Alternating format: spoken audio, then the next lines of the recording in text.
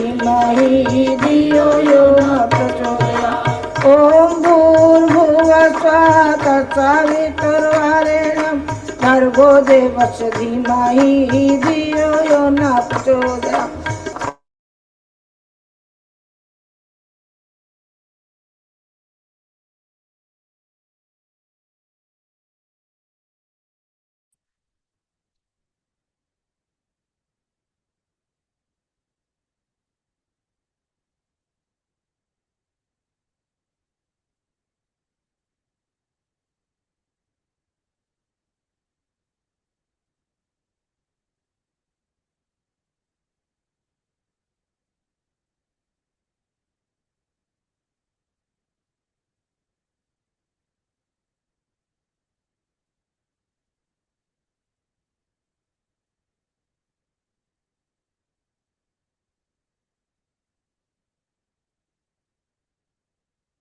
सभी को प्रणाम। हम लोग पढ़ रहे हैं गायत्री महाविज्ञान। आइए परम पूज्य गुरुदेव परम वंदनीय माता जी का ध्यान करें और भाव करें कि इस पुस्तक के गुण ज्ञान को गुरुदेव की कृपा से, उनकी असीम अनुकंपा से हम अपने अंतःकरण में इसको आत्मसात कर पाए। आइए इसी भाव के साथ गायत्री मंत्र। ओम भूर्भुवः स्वाहा तत्सवितुर्वरेण्यं भर्गो देवस्य धीमहि धियो यो नः प्रचोदयात्। ओम गुरुर्ब्रह्मा गुरुर्विष्णु गुरुरेव महेश्वर गुरुरेव परब्रह्म तस्मै श्री गुरुवे नमः। तस्मै श्री गुरुवे नमः। गुरुदेव हमको इसमें बता रहे हैं विभिन्न प्रकार के तप कि कितने प्रकार के तप होते हैं। हाँ, तो इसमें पहला जो था वो था, मैंने किताब निकाल लिया, पहले दिया अस्वाद तप। पहला अस्वाद तप, जिसमें आप बिना शक्कर बिना नमक, मतलब कोई मीठा नहीं हो कोई नमक नहीं हो आपके भोजन में, इस तरह का आप तप करते हैं। और वो गुरुदेव कह रहे हैं थोड़े समय के हिसाब से शुरू करिए, फिर बढ़ाइए। फिर सर्दी या गर्मी को सहने का प्रयास करते हैं, उसको तितिक्षा तप कहते हैं। फिर कर्षण तप, जिसमें अपने काम सब स्वयं करने हैं, जूता नहीं पहनना है, खड़ाऊ पहननी है, अपना भोजन खुद बनाना है, अपना जल भरे, अपने वस्त्र धोए, सब ये पलंग पर शयन नहीं करना है, तख्त पर या भूमि या अनुष्ठान के भी नियम में आता है। तो पत्तल में खाएं, पशुओं की सवारी ना करें, खादी पहने, कई सारे इसके अंदर उसके अंदर नियम है। फिर उपवास, फिर तरह तरह के उपवास हैं। एक समय अन्न लिया, एक समय फल लिया, 200 समय फल ले लिए, या केवल दूध दही पर रह रहे हैं। तो इस तरह के कई प्रकार के उपवास है। लेकिन एक बात ध्यान रखनी है जो गुरुदेव ने बताई है उपवास में, और वो और भी जगह बार बार बताई कि जब उपवास करें तो पर्याप्त मात्रा में जल का सेवन करें। जो क्योंकि मेरे ख्याल से इसलिए होता है, एक तो फिजिकल तो लिखा ही है गुरुदेव ने कि कब्ज ना हो जाए आपको, लेकिन आध्यात्मिक रीजन ये होता है कि वैसे भी जो आपकी सफाई हो रही है ना उपवास से, टॉक्सिन्स जो रिलीज हो रहे हैं आपकी बॉडी में, वो जो है आपके जल में घुल करके वो टॉक्सिन्स निकलने आसान होते हैं। क्लीनिंग हो रही है ना, एनर्जी की भी क्लीनिंग हो रही है, एक तरह का आप तप कर रहे हैं। फिर गव्य कल्प बताया, जिसमें कि गुरुदेव ने कहा कि गाय से बने हुए पदार्थ, है ना, गाय के साथ समय व्यतीत करना है, गाय का दूध दही छाछ ये सब इस पे आपको रहना है। गौमूत्र की मालिश करे, ये रक्त विकारों के लिए अच्छा है। फिर मतलब गाय का संपर्क और गाय से गौ जो पदार्थ हैं उन्हीं के ऊपर आपको निर्वाह करना है। आगे पढ़ते हैं। अब है प्रदातव्य तप। प्रदातव्य तप, अपने पास जो शक्ति हो उसमें से कम मात्रा में अपने लिए रखकर दूसरों को अधिक मात्रा में दान देना। ये यज्ञ में भी हम लोग यही बताते हैं कि जो कुछ भी हमारे पास है उसको अपने उपयोग में कम लेना है, बाकी सब समाज और राष्ट्र के लिए देना है। जो इदम नमम की भावना है, यज्ञ का दर्शन ही यही है। यज्ञ का एक ही मैसेज है, जो कुछ है वो मेरा नहीं है, सब ईश्वर का है। धनी आदमी धन का दान करते हैं। अच्छा, कई बार ऐसा होता है जो जिनके पास धन की कमी होती है, सोचते हैं कि मेरे पास तो कुछ नहीं है, मैं क्या दान करूं। तो केवल धन का ही दान नहीं है, आप समय का दान कर सकते हैं, आप अपनी प्रतिभा का दान कर सकते हैं, आप अपने ज्ञान का दान कर सकते हैं, आप अपने प्रभाव का दान कर सकते हैं, बुद्धि का। यही गुरुदेव लिख रहे हैं कि धनी आदमी धन का दान करते हैं, जो धनी नहीं है वे अपने समय, बुद्धि, ज्ञान, चातुर्य, सहयोग आदि को उधार या दान देकर दूसरों को लाभ पहुंचा सकते हैं। चिंतन करने की बात है, केवल चिंतन करना है कि मैं क्या कर सकता हूँ। सब कुछ ना कुछ किसी तरह का आप सहयोग समाज में, परिवार में चलते ना। परिवार भी आजकल थोड़े ऐसे हो गए कि अब उतना कोहेसिवनेस नहीं है, टुगेदरनेस वाली फीलिंग नहीं है। पहले तो जॉइंट फैमिली होती थी, 10-10, 15-15, 20-20 लोगों का परिवार होता था। कोई कुछ करता है, कोई पानी भरने का काम है, किसी का सफाई की ड्यूटी है, किसी की खाने की ड्यूटी है, सब लोग काम करते थे। और ऐसा नहीं था, अगर आप प्राचीन समय में देखेंगे तो नौकर चाकर नहीं होते थे, तो पुरुष भी बहुत काम करते थे, घरों में परिवार बड़े होते थे, साधन कम होते थे। तो ऐसा नहीं होता था कि पुरुषों के लिए ये था कि पानी भरना, झाड़ू तक लगाना, बाहर के काम करना। आज कई बार आप देखते हैं कि पुरुष ये सोचते हैं कि मैंने पैसा कमा लिया तो बाकी काम की मेरी जिम्मेदारी नहीं है। तो ऐसा नहीं है, सब काम मिल बांट करके करे जाते थे। उसी के लिए प्रदातव्य तब बता रहे हैं गुरुदेव एक तरह का, कि आपके पास जो है उसको आप दान करिए, लगाइए। शरीर का, मन का दान भी धन दान की ही भांति महत्वपूर्ण है। मतलब शरीर से श्रम कर सकते हैं। अब मन का दान, तो मन का दान तो अभी मैं नहीं समझा पाऊंगी कि कैसे मन का दान किया जा सकता है। धन का दान की ही भांति महत्वपूर्ण है। प्रॉब्लली मन की बात ये होगा कि आपके अंदर जो अच्छे विचार हैं वो आप सद्ज्ञान सबको दीजिए। अनीति उपार्जित धन का सबसे अच्छा प्रायश्चित यही कि इसको सत्कार्य के लिए दान किया जाए। समय का कुछ ना कुछ भाग लोक सेवा के लिए लगाना आवश्यक है। दान देते समय पात्र और कार्य का ध्यान करना आवश्यक है। ये आपको ध्यान देना है कि आपने कुपात्र को दान नहीं देना है, ये आपकी जिम्मेदारी है। कुपात्र को दिया हुआ अनुपयुक्त कर्म के लिए दिया गया दान व्यर्थ है। ठीक है। अब वो उससे अगर शराब पी रहा है, सिगरेट पी रहा है, या कोई और अनर्थ कर रहा है, तो ऐसा दान उपयुक्त नहीं है। मनुष्यतर प्राणी भी दान के अधिकारी है। ये गौ, चींटी, चिड़िया, कुत्ते आदि उपकारी जीव जंतुओं को भी अन्न जल का दान देने के लिए प्रयत्नशील रहना चाहिए। स्वयं कष्ट सहकर, अभावग्रस्त रहकर भी दूसरों की उचित सहायता करना, उन्हें उन्नतिशील, सात्विक, सद्गुणी बनाने में सहायता करना, सुविधा देना दान का वास्तविक उद्देश्य है। गुरुदेव के हिसाब से दान केवल दे करके भूल जाने का काम नहीं है। आप उनको ऐसी अपॉर्चुनिटी दीजिए, ऐसे विचार दीजिए, ऐसा ज्ञान दीजिए कि वो आपके समकक्ष हो जाए, आपके स्तर पे आ जाए, जो हमसे नीचे है किसी भी प्रकार में, धन में, संपदा में, बुद्धि में, ज्ञान में। उनको हमको ऐसा वातावरण देना है, ऐसी सहायता करनी है जो परमानेंट उनका अपलिफ्टमेंट हो जाए।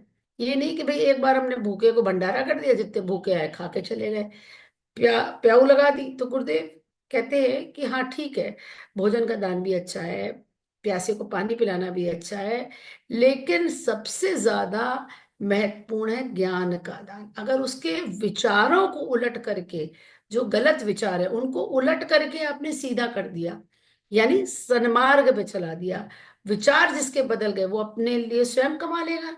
दो हाथ दिए भगवान ने, एक बुद्धि दी है, दो पैर दिए, तो कर्मेंद्रियों का इस्तेमाल करते हुए साथ में अगर बुद्धि सही है तो वो अपनी जीविका को अपना सकता है या अपना रास्ता खुद प्राप्त कर सकता है।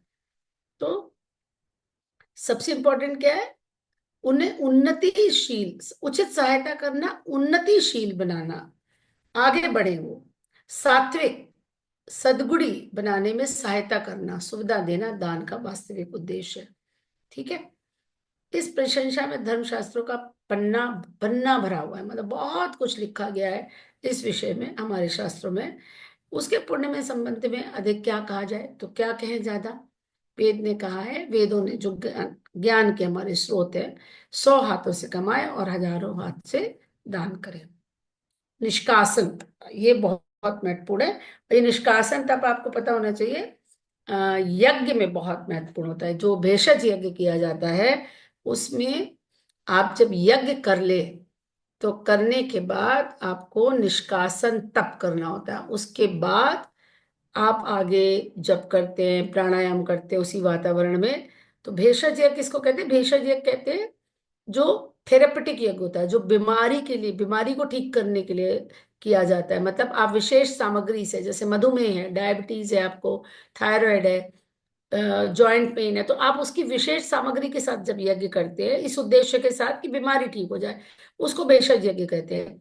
लेकिन उसमें एक जो स्टेप है यज्ञ करने के बाद, वो है निष्कासन तप। अब निष्कासन तप क्या है, पढ़ते हैं। अपनी बुराइयों और पापों को गुप्त रखने से मन भारी रहता है।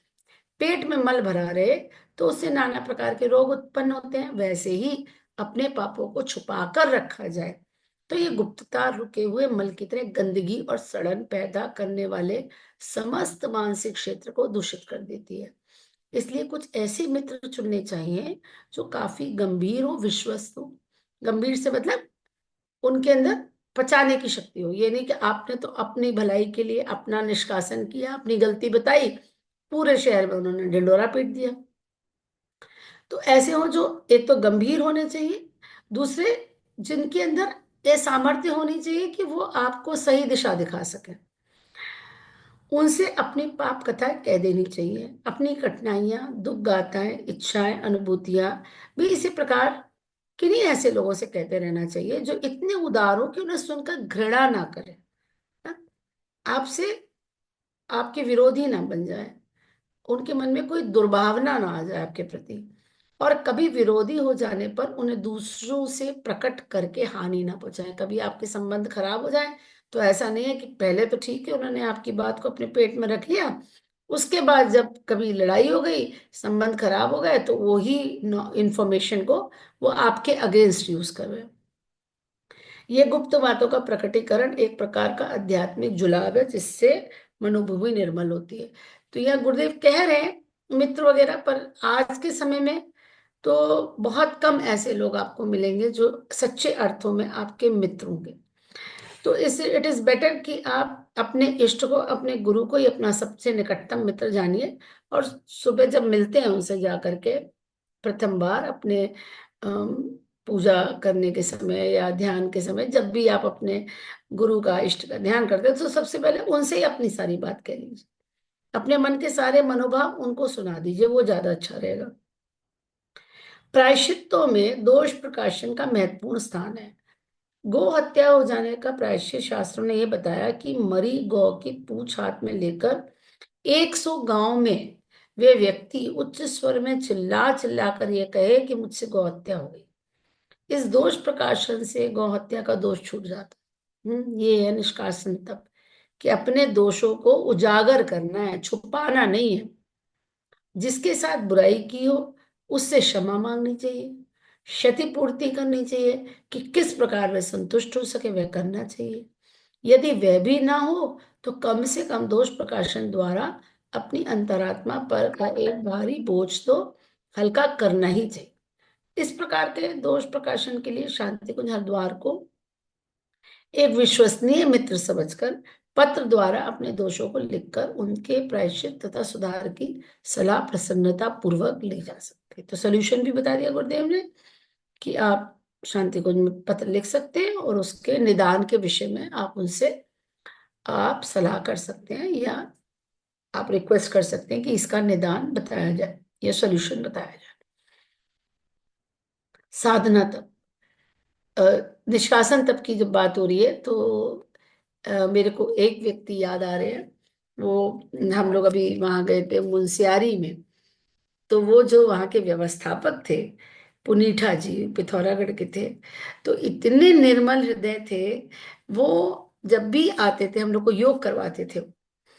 तो उस समय हम लोग तो मौन रहते थे, मौन साधना है। लेकिन वो जब बताते थे तो अपने बारे में सारी बातें, कब कब उन्होंने सिगरेट पी, कब क्या गड़बड़ी करी, और फिर साथ में कहते थे मैं तो छोटा बच्चा हूँ माता जी का, मैं तो छोटा बच्चा हूँ तो मैं माफी मांग लेता हूँ माँ से।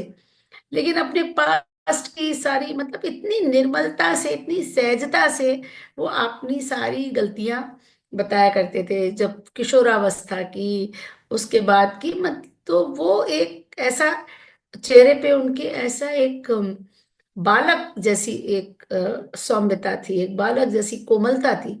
तो जो भी गए होंगे मुंशियारी, अगर कभी हुआ मिले हो तो देखिए, मिलिएगा उनसे, अच्छे सज्जन व्यक्ति। और ये निष्कासन मतलब करते रहते थे हर क्लास में, कोई आवश्यकता नहीं है उनकी, लेकिन वो अपनी कुछ कमियां हर बार बताते थे। साधना तप, गायत्री का 24,000 जब 9 दिन में पूरा करना, सवा लक्ष्य जब 40 दिन में पूरा करना, गायत्री यज्ञ, गायत्री की योग साधनाएं, पुष्करण, पूजन, स्त्रोत पाठ आदि साधनाओं से पाप घटता है और पुण्य बढ़ता है। मतलब गायत्री का साधना नियमित, संकल्प लेके करेंगे तो और अच्छा है। जैसे कि 9 दिन का अनुष्ठान करते हैं, 40 दिन का अनुष्ठान करते हैं, कम पढ़े लोग गायत्री चालीसा का पाठ नित्य करके अपनी गायत्री भक्ति को बढ़ा सकते हैं। इस महामंत्र से बढ़ी हुई शक्ति के द्वारा तपोबल के अधिकारी बन सकते हैं। यहाँ मैं एक निष्कासन करती हूँ, पहले मेरे मन में अ, गायत्री चालीसा को लेकर के थोड़ा एक पूर्वाग्रह था कि गायत्री चालीसा, कहते तो है गायत्री चालीसा का भी आप अनुष्ठान कर लीजिए, 30 बार गायत्री चालीसा का अनुष्ठान, मतलब 30 बार गायत्री चालीसा पढ़ी तो 30 माला के बराबर हो जाती है। तो मुझे ऐसे अंदर से ये फीलिंग नहीं आती थी कि ऐसा क्या, मतलब जप ऊपर है और चालीसा को नीचे मानते हैं। पर अभी मेरी शंका का समाधान डॉक्टर साहब ने किया। उन्होंने कहा नहीं, ऐसा नहीं है, स्वयं माता जी ने 1 करोड़ नियमित गायत्री चालीसा होने का संकल्प किया हुआ है। तो अगर आप एक बार भी चालीसा करते हैं तो आप कुछ कंट्रीब्यूट कर रहे हैं माता जी के संकल्प में। इसलिए प्रति व्यक्ति को कम से कम एक बार चालीसा अवश्य करनी चाहिए। और ये तो गुरुदेव ने और भी जगह लिखा है कि गायत्री चालीसा करने से आपकी गायत्री के प्रति भक्ति भाव बढ़ता है, और फिर आप क्या करते हैं, आप जप की ओर अग्रसर होते हैं, या जब आपका और सार्थक और गहरा होता चला जाता है। ब्रह्मचर्यता, वीर रक्षा, मैथुन से बचना, इसके बारे में तो हम काफी पढ़ चुके हैं पहले भी। काम विकार पर काबू रखना ब्रह्मचर्य व्रत है। और मानसिक, और भी बताया गुरुदेव ने, और भी उच्च कोटि का है। मानसिक काम सेवन शारीरिक काम सेवन की भांति हानिकारक। तो मन में इस तरह के विचार चलना, या इस तरह के दृश्यों को देखना, केवल यही नहीं कि हम शारीरिक,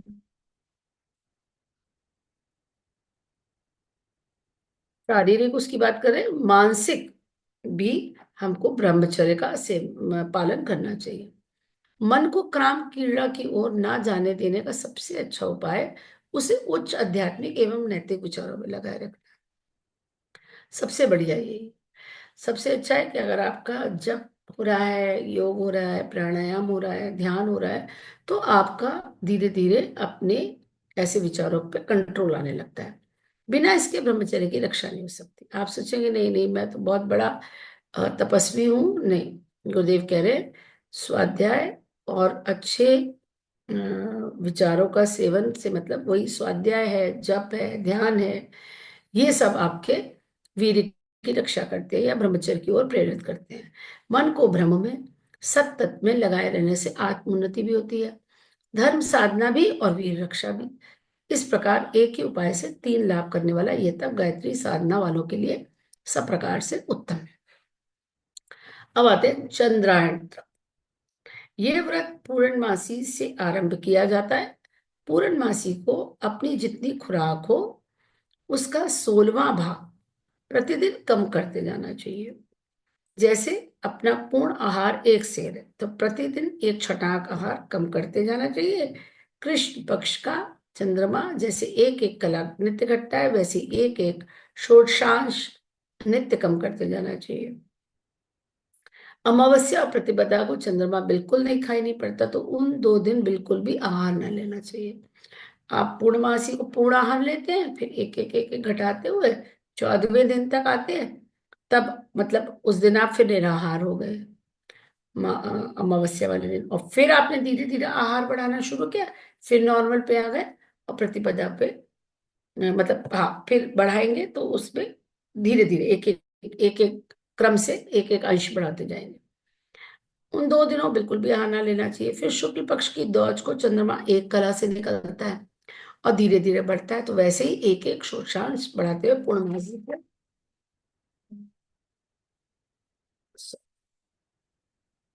अभी मैं क्लास में हूँ बेटा, 2 मिनट में कॉल करती हूँ। तो उसको पूर्णासी तक पूर्णाहार पर पहुंचाना चाहिए। एक मास में आहार विहार का संयम, स्वाध्याय, सत्संग में प्रवृत्ति, सात्विक दिनचर्या तथा गायत्री साधना में उत्साह पूर्वक संलग्न रहना चाहिए। अर्ध चंद्रायन व्रत 15 दिन का होता है। अब जब चंद्रायन आजकल बहुत सभी हमारे सेंटर्स से बताया जाता है कराने के लिए, तो एक शिशु चंद्रायन भी होता है। उसके अंदर क्या है कि एक आपने निर्धारित कर लिया कि दिन में हम इतना ही भोजन लेंगे, जैसे एक टाइम अन्न लेंगे, 2 रोटी और इतनी सब्जी, तो एक ही प्रकार की सब्जी या एक ही प्रकार का आपने तय कर लिया भोजन, उतना ही करना है। तो एक तरह से ये शिशु चंद्रायन में आता है, पूरा महीने उसी तरह से करना है। अर्धचंद्रायन या व्रत 15 दिन का होता है, तो उसमें भोजन का 8वां भाग 8 दिन कम करना है और 8 दिन बढ़ाना, वो सेम उसी को डिवाइड कर लीजिए 15 दिन में। आरंभ में अंधचंद्रायण अर्धचंद्रायण ही करना चाहिए। यहाँ गुरुदेव बार बार कह रहे हैं कि एकदम से बड़े लीप्स एंड बाउंड्स के साथ आपको नहीं बड़ा एक्साइटेड हो कि हम ये कर लें वो कर लें, आप छोटे से शुरू करिए। जब एक बार सफलता मिल जाए तो पूर्ण चंद्रायण के लिए कदम बढ़ाना चाहिए। उपवास स्वास्थ्य रक्षा का बड़ा प्रभावशाली साधन है। मनुष्य से खान पान में जो त्रुटियां स्वभाव या परिस्थिति वश होती रहती हैं, उनसे शरीर में दूषित या विजातीय तत्व की वृद्धि हो जाती है। उपवास काल में जब पेट खाली रहता है तो जठराग्नि उन दोषों को ही पचाने लगती है। ये तो आपने सुना ही है, ये जापानीज साइंटिस्ट को इसके ऊपर नोबेल प्राइज मिला, ऑटोफेजी।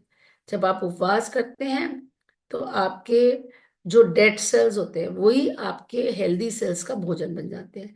उससे रिसाइकलिंग होती है, टॉक्सिन्स डिटॉक्सिफाई होती है बॉडी, रिसाइकलिंग होती है, रिपेयर बहुत अच्छी होती है बॉडी में जहाँ टूट फूट हो गई है, क्लीनिंग होती है। तो ये ऑटोफेजी इसी आधारित उपवास का ही सिद्धांत ऑटोफेजी है। इसमें शरीर शुद्ध होता है और रक्त स्वच्छ हो जाता है। जिसकी देह में विजातीय तत्व नहीं होंगे और नाड़ियों में स्वच्छ रक्त परिभ्रमण करता होगा, उसको एकाएक किसी रोग या बीमारी की शिकायत हो ही नहीं सकती। इसलिए स्वास्थ्य कामी पुरुष के लिए उपवास बहुत ही बड़े सहायक बंधु के समान है। अन्य उपवासों से चंद्रायन व्रत में ये विशेषता है कि इसमें भोजन का घटाना और बढ़ाना एक नियम और क्रम से होता है, जिससे उसका विपरीत प्रभाव तनिक भी नहीं पड़ता। अन्य लंबे उपवासों में जिसमें भोजन को लगातार 10-15 दिन के लिए छोड़ दिया जाता है, उपवास को खत्म करते समय बड़ी सावधानी रखनी पड़ती है, क्योंकि अब आपकी जो आंतें हैं वो बहुत नरम पड़ गई, बहुत मुलायम हो गई। तो अब एकदम से गलती हम लोग क्या करते हैं कि पहले भोजन खाएंगे नहीं, नवरात्र में भोजन नहीं लेंगे, और फिर नौमी वाले दिन हम पूड़ी कचौड़ी खा लेते हैं। वो गलत है, हमको लोग को शुरुआत जो है खिचड़ी से करनी चाहिए। तो उपवास को खत्म करते समय बड़ी सावधानी रखनी पड़ती है। अधिकांश व्यक्ति उस समय अधिक मात्रा में अनुपुक्त आहार कर लेने से कठिन रोगों के शिकार हो जाते हैं। ये चंद्रायन व्रत में बिल्कुल नहीं होता कि आप धीरे से घटा रहे हैं और फिर धीरे से बढ़ा रहे हैं। अब है मौन तप। मौन से शक्तियों का शरण रुकता है, आत्मबल एवं संयम बढ़ता है, दैवी तत्वों की वृद्धि होती है, चित्त की एकाग्रता बढ़ती है, शांति का प्रादुर्भाव होता है। बहिर्मुखी वृत्तियां अंतर्मुखी होने से आत्मोन्नति का मार्ग प्रशस्त होता है। प्रतिदिन या सप्ताह में अथवा मास में कोई एक नियत समय मौन रहने के लिए निश्चित करना चाहिए। कई दिन या लगातार भी ऐसा व्रत रखा जा सकता है। अपनी स्थिति, रुचि और सुविधा के अनुसार मौन की अवधि निर्धारित करनी चाहिए। ये तो पहले भी हम लोग ने वाक शक्ति, नहीं अभी वो पुस्तक हम लोग ने पढ़ी नहीं, अगर पढ़ेंगे तो उसमें बहुत क्लियरली दिया है कि क्या है, जो हम बोल रहे हैं उसमें एनर्जी लग रही है, हमारे प्राण जा रहे हैं, तो वो शक्ति क्या हो गई, कंजर्व हो गई, वो एनर्जी सारी बच गई। आपने मौन रहे, कुछ समय के लिए रह लीजिए, 2 घंटा रह लीजिए, या सप्ताह में एक दिन रह लीजिए, जैसे भी आप करते हो उससे शक्ति आपकी बचती है। तो अगर मौन नहीं भी रह रहे तो एक चीज तो कर सकते हैं कि अनावश्यक ना बोले, अनावश्यक ना बोले, कम बोले, सोच समझ कर बोले, इसी को प्रैक्टिस कर ले। ये भी एक तरह का तप ही हो जाएगा, ये धीरे धीरे क्वालिटी बन जाएगी। अन्यथा आपको क्या, आप ज्यादा बोलते हैं तो अनर्गल बोलते हैं तो कुछ ना कुछ गलत भी निकल जाता है मुंह से। इसलिए कोशिश करें कम बोले। अपनी स्थिति, रुचि और सुविधा के अनुसार मौन की अवधि निर्धारित करनी चाहिए। मौन काल का अधिकांश भाग एकांत में स्वाध्याय अथवा ब्रह्मचिंतन में व्यतीत करना चाहिए। अर्जन तप, विद्याध्ययन, शिल्प, शिक्षा, देशाटन, मल्ल विद्या, संगीत आदि किसी भी प्रकार की उत्पादक उपयोगी शिक्षा प्राप्त करके अपनी शक्ति, योग्यता, क्षमता, क्रियाशीलता, उपयोगिता बढ़ाना अर्जन तक। मतलब कुछ सीखना है, नया सीखना है कुछ। विद्यार्थी को कष्ट उठाना पड़ता है, जिस प्रकार मन मानना पड़ता है, और सुविधा छोड़कर कठिनाई से बड़ा कार्यक्रम अपनाना पड़ता है। ये तप का लक्षण है। केवल बचपन में ही नहीं, वृद्धावस्था और मृत्यु पर्यंत किसी न किसी रूप में सदैव अर्जन तप करते रहने का प्रयत्न करना चाहिए। साल में थोड़ा सा समय तो इस तपस्या में लगाना ही चाहिए, जिससे अपनी तपस्याएं बढ़ती चले और उनके द्वारा अधिक लोक सेवा करना संभव हो सके। सूर्य की 12 राशियां होती हैं गायत्री के, ये 12 तप है। ये जो तप बताए, ये 12 है गिनती में। इनमें से जो तप जब जिस प्रकार संभव हो उसे अपनी स्थिति, रुचि और सुविधा के अनुसार अपनाते रहना चाहिए। ऐसा भी हो सकता है कि वर्ष के 12 महीनों में एक एक महीने एक एक प्रकार का तप करके एक वर्ष पूरा तप वर्ष बिताया जाए। 7वें निष्कासन तप में 1-2 बार विश्वस्त मित्रों के सामने दोष प्रकटीकरण हो सकता है। नित्य तो अपनी डायरी में 1 मास तक अपनी बुराइयां लिखते रहना चाहिए और उन्हें अपने पथ प्रदर्शक को दिखाना चाहिए। यह क्रम अधिक दिन चालू रखा जाए तो और भी उत्तम है। महात्मा गांधी साबरमती आश्रम में अपने आश्रम वासियों को की डायरी बड़े गौर से जांचा करते थे। अन्य तपों में प्रत्येक को प्रयोग करने के लिए अनेक रीतियां हो सकती हैं। उन्हें थोड़ी थोड़ी अवधि के लिए निर्धारित करके अपना अभ्यास और साहस बढ़ाना चाहिए। आरंभ में थोड़ा और सरल तप अपनाने से पीछे दीर्घ काल तक और कठिन स्वाध्याय साधन करना भी सुलभ हो जाता है। आज यहीं पे हम लोग समाप्त करते हैं। 12 प्रकार के तप गुरुदेव ने बताए हैं, थोड़ा थोड़ा करके एक एक तप को हम जीवन में उतार सकते हैं। सभी को प्रणाम। ओम शांति शांति शांति। प्रणाम, सभी को प्रणाम। शुभ रात्रि।